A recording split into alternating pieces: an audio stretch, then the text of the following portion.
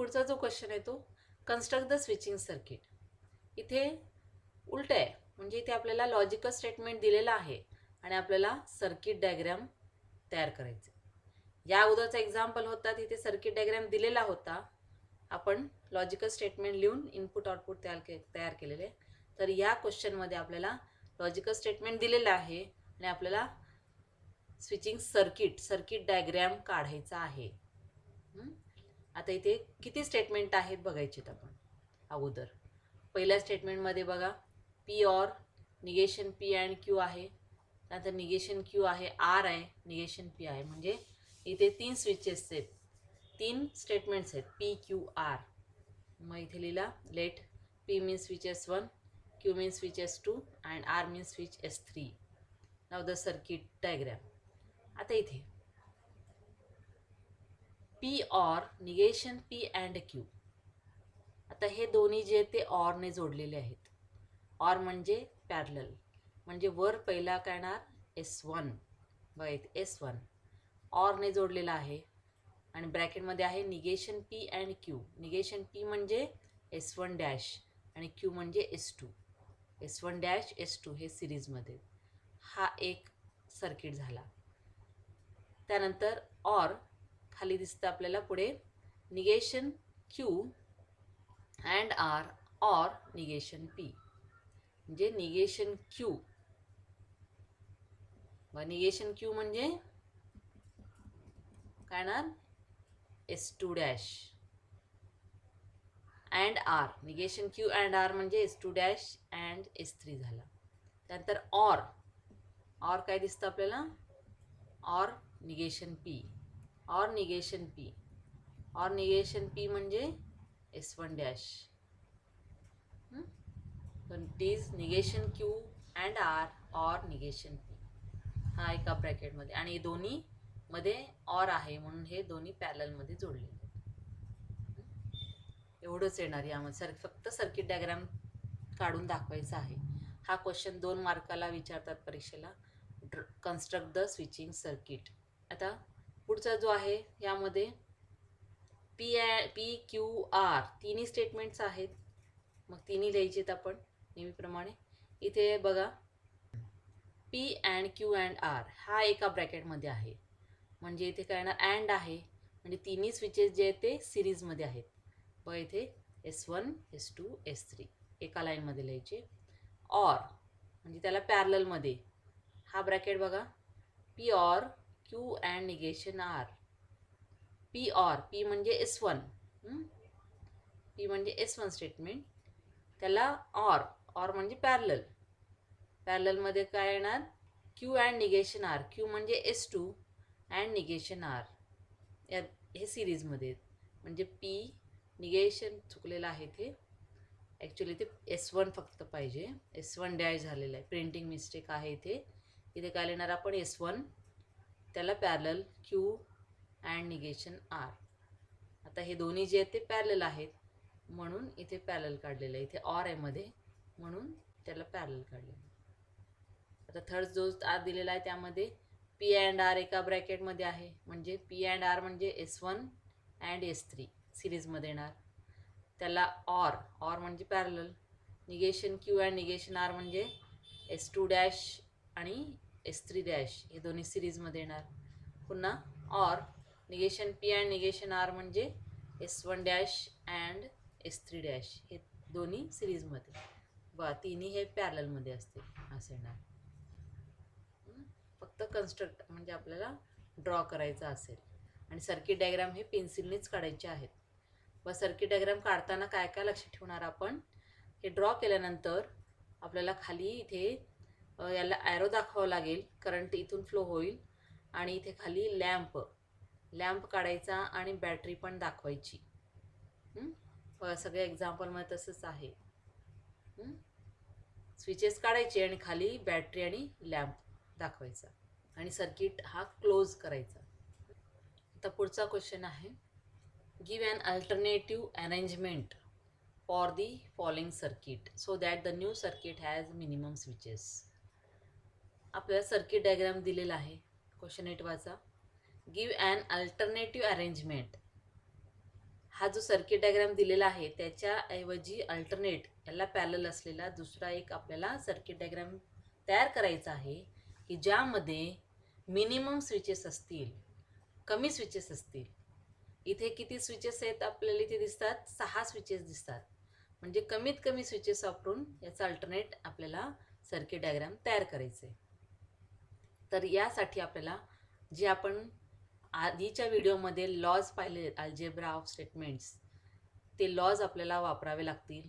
म्हणजे distributive law आहे, associative law असेल, कॉम्प्लिमेंट लॉ असेल, आयडेंटिटी लॉ असेल, ते सर्व लॉज इथे आपल्याला वापरावे लागतील. मला वाटतं ते सर्वांच्या लक्षात आहेत.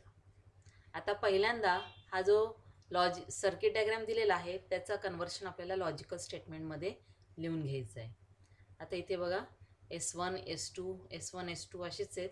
त्यामुळे इथे काय ना, let P mean switch S1 and Q mean switch S2. The symbolic form of given statement is given circuit diagram is काय ना, सिम्बॉलिक फॉर्ममध्ये कसं लिहिणार आपण, इथे दिसतं आपल्याला S1 आणि S2 डॅश हे एका लाईनमध्ये आहेत, म्हणजे सिरीजमध्ये आहेत. एका ब्रॅकेटमध्ये मग काय लिहिणार आपण, P अँड निगेशन Q.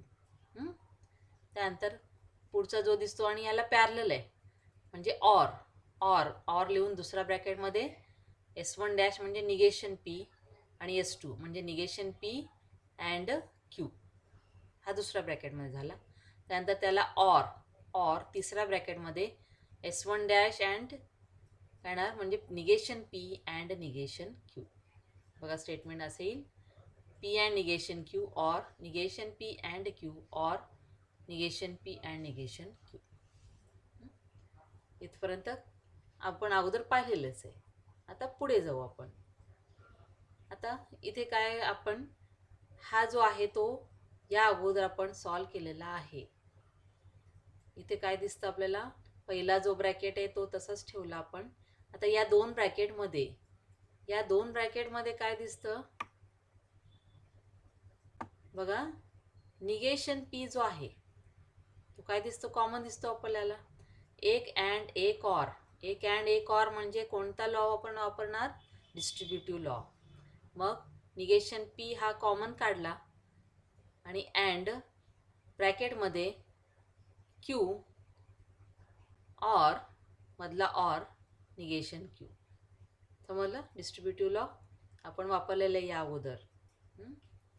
मग आता या ब्रॅकेटचा Q or negation Q it is complement law. Q or negation Q is T. बाकीचा आहे तसाच ठेवला आपण. त्यानंतर P and T is P it is identity law. म्हणून काय येणार, negation P and T is P. त्यानंतर आता पुन्हा काय दिसतं, एक अँड एक ऑर दिसतं. आता हा निगेशन P इकडे आहे, तो इकडे लिहून घेतला. आपल्याला इंटरचेंज करता येतं, कम्युटेटिव्ह लॉ. हा अगोदर लिहिला आणि हा ब्रॅकेट नंतर लिहिला. म्हणजे काय, निगेशन P मधला ऑर आहे तसा लिहिला आणि हा bracket P and negation Q आहे तसं लिहिला. आता एक ऑर एक अँड म्हणजे डिस्ट्रीब्युटिव्ह लॉ येणार. म्हणून काय येणार, negation P or P and negation P or negation Q. समजलं. आता negation P or P it is complement law. Negation P or P is T, capital T पाहिजे इथे, capital T and negation P and negation Q आहे तसा लिहिला. मग जर या ब्रॅकेटच्या ऐवजी आपण P मानला तर काय दिसतं आपल्याला, T and P is P. म्हणून काय येणार इथे, negation P or negation Q it is identity law. या अगोदर आपण सॉल्व केलेलं आहे तेच आहे सगळं. म्हणजे आपण सिम्प्लिफिकेशन जर केलं आपण तर काय दिसतं आपल्याला, negation P or negation Q. पुढे काय करता येत नाही, कुठला लॉ येणार नाही, आहे तसंच येणार.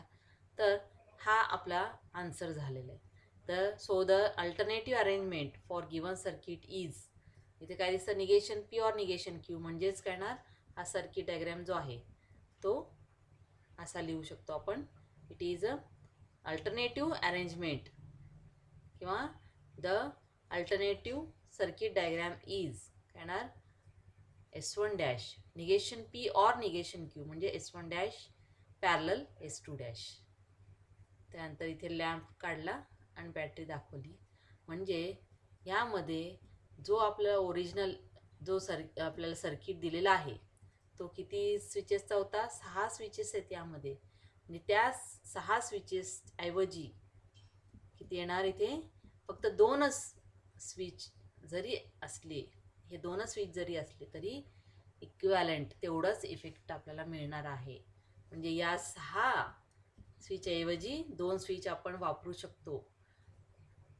लक्षात आलं का? म्हणजे लॉजिकचा आपण इथे वापर करून मिनिमम स्विचेस वापरून आपल्याला इफेक्टिव्ह आपल्याला आन्सर काढता येतं. पुढचा एक्झाम्पल तसंच आहे, थोडासा वेगळा. Express the following switching circuit in symbolic form of logic. Construct the switching table and interpret it. जसं आपण वरती स्विचिंग टेबल तयार केलेला आहे त्याप्रमाणे इथे लॉजिकल स्टेटमेंट लिहिला. पहिल्यांदा आपण सर्किट डायग्राम बघू. आपण पहिल्यांदा सर्किट डायग्राम जो आहे तो असा आहे S1 S2 म्हणजे इथे P आणि Q दोन स्टेटमेंट येतील. त्यानंतर पहिला जो डायग्राम दिसतो यामध्ये पहिला सर्किट आहे तो S1 S2 पॅरललमध्ये आहेत म्हणजे P और Q येणार. आणि हे सिरीजमध्ये आहेत P और Q एका ब्रॅकेटमध्ये. त्यानंतर पुढे and negation P and negation Q म्हणजे असं येणार ब्रॅकेटमध्ये P और Q and negation P and negation Q. बघा P और Q and negation P and negation Q. याचा लॉजिकल स्टेटमेंट जो आहे तो लिहिला आपण. आणि ट्रूथ टेबल जो आहे म्हणजे स्विचिंग टेबल आपण तयार केला, वरती केलेलं होतं आपण. तर स्विचिंग टेबलमध्ये काय दिसतं, शेवटी जो आहे तो सगळे एंट्री जे आहेत ते 0 दिसतात. तर ते काय ना last column contains all 0 so the lamp will not glow irrespective of the status of the switches. 0 म्हणजे लॅम्प ऑन होणारच नाही. म्हणून ते काय इथे इंटरप्रिट द रिझल्ट म्हणलेलं आहे म्हणून ते आपल्याला रिझल्ट लिहावं लागेल. आपल्याला सगळेच 0 दिसतात म्हणजे लॅम्प लागणार नाही. म्हणून इथे काय लिहिणार आपण, last column the last column contains all 0 so the lamp will not glow irrespective of the status of the switches. आता या एक्झाम्पलमध्ये सर्किट दिलेलं आहे, लॉजिकल स्टेटमेंट लिहायचा आणि आपल्याला कन्क्लुजन लिहायचं आहे. इथे स्विचिंग टेबल करायचं नाही, इनपुट आउटपुट टेबल तयार करायचं नाही आहे, फक्त सिम्प्लिफाय करायचा आणि सिम्प्लिफाय करून कन्क्लुजन लिहायचा. इथे पण 2च स्विचेस आहेत S1 S2. मग स्टेटमेंट येणार, हा झाला P अँड, याला अँड येणार आणि हे दोन्ही ऑरमध्ये म्हणजे negation P or negation Q ब्रॅकेटमध्ये and Q. बघा P अँड निगेशन P और Q negation Q and Q. आता हा स्टेटमेंट जो आहे तो सिम्प्लिफाय केला तर आपल्याला काय दिसतं, ते F दिसतं. शेवटी F येणार आन्सर. F म्हणजे लॅम्प ऑन होणार नाही. So conclusion is the lamp will not glow irrespective of the status of the switches. म्हणजे इथे आपल्याला लॉज वापरूनच एक्झाम्पल सॉल्व करावे लागतील. त्यामुळे लॉज महत्त्वाचे आहेत. सगळे एक्झाम्पल या टाईपचेच आहेत. पुढचे सर्व एक्झाम्पल सॉल्व करा. काय अडचण आली तर विचारा. सर्व एक्झाम्पल तसे, हे सगळे एक्झाम्पल कंपल्सरी 3 किंवा 4 मार्काला विचारतात परीक्षेला. आता आपण आता एक्झाम्पल्स पाहिलेले आहेत तो एक्सरसाइजमध्ये आपल्याला कसं विचारलेलं आहे. पहिला क्वेश्चन एक्सप्रेस द फॉलोइंग. म्हणजे आपल्याला सर्किट डायग्राम दिलेला आहे. वर to convert this in symbolic form of logic and write input output table. Now second question is construct the switching circuit. इथे आपल्याला लॉजिकल फॉर्ममध्ये दिलेलं आहे स्टेटमेंट आणि त्यावरून आपल्याला स्विचिंग सर्किट म्हणजे सर्किट डायग्राम काढायचा असेल.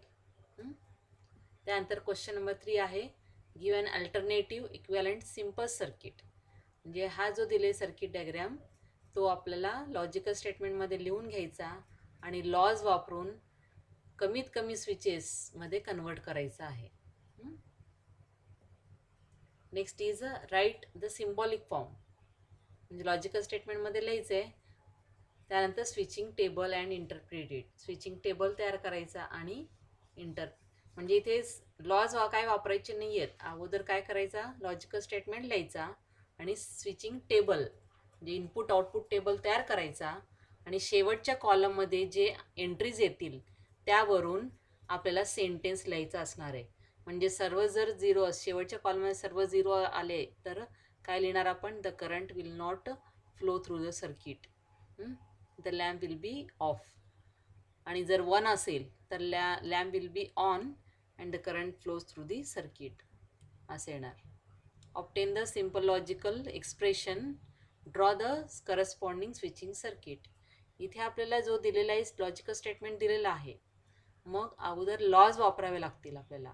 आणि डिस्ट्रीब्युटिव्ह लॉ असेल, असोसिएटिव्ह असेल, कॉम्प्लिमेंट असेल, ते लॉज वापरून आपल्याला सिम्पल 1 किंवा 2 स्टेटमेंट्स असतील असं मिळेल आपल्याला एक्सप्रेशन. मग त्याचा स्विचिंग सर्किट काढायचा असेल.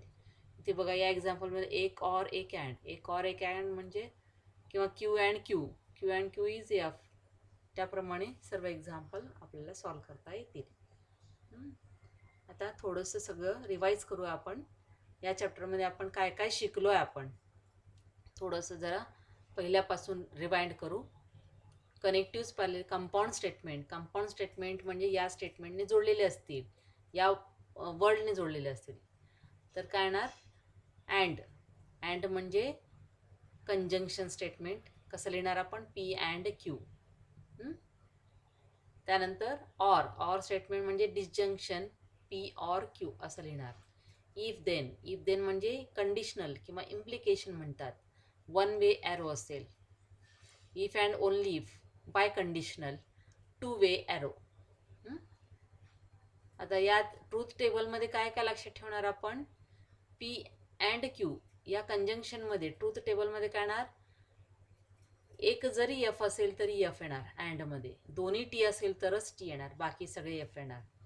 डिजंक्शनमध्ये एक जरी टी असेल तरी टी, दोन्ही एफ असेल तरच एफ. म्हणून इथे यामध्ये 3 टी आणि 1 एफ येईल. आणि कंडिशनलमध्ये पहिला टी आणि दुसरा एफ असेल तरच एफ, बाकी सगळे टी. म्हणजे पहिला टी येणार, दुसरा एफ येणार, बाकीचे दोन्ही T. T F T T असा टेबल येईल.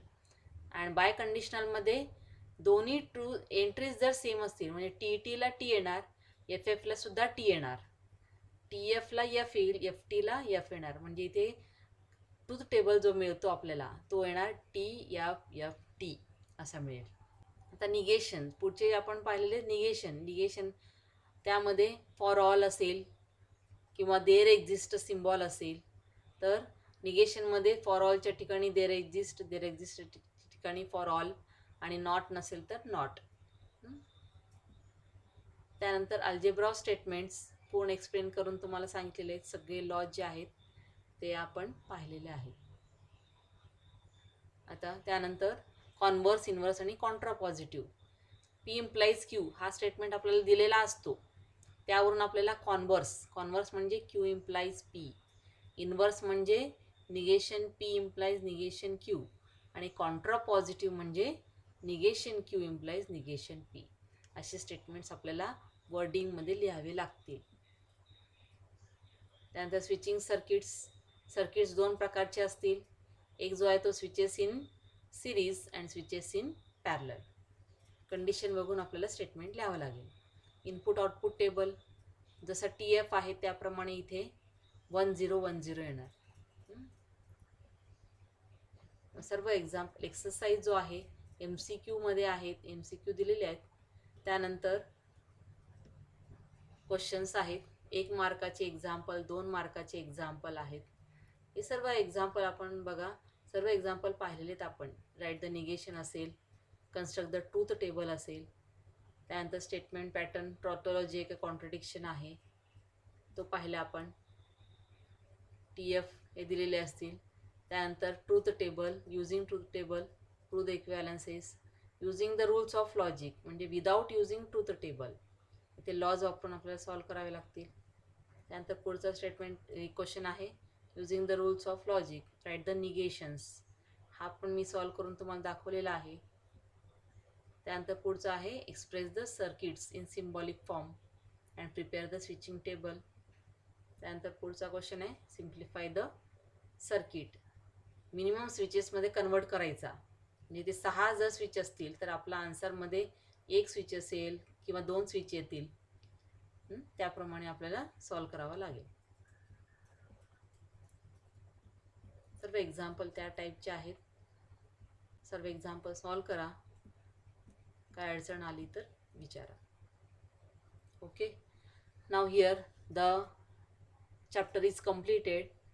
We have seen in mathematical logic the expressions, the statements, their truth values, and application of logic to switching circuits. लॉजिकचा वापर करून आपण स्विचिंग सर्किट जे आहेत ते एक्झाम्पल सॉल्व केलेले आहेत. जर स्विचेस जास्त असतील तर लॉज वापरून अल्जेब्रा ऑफ स्टेटमेंट्स वापरून आपण मिनिमम स्विचेसमध्ये कन्वर्ट केलेला आहे.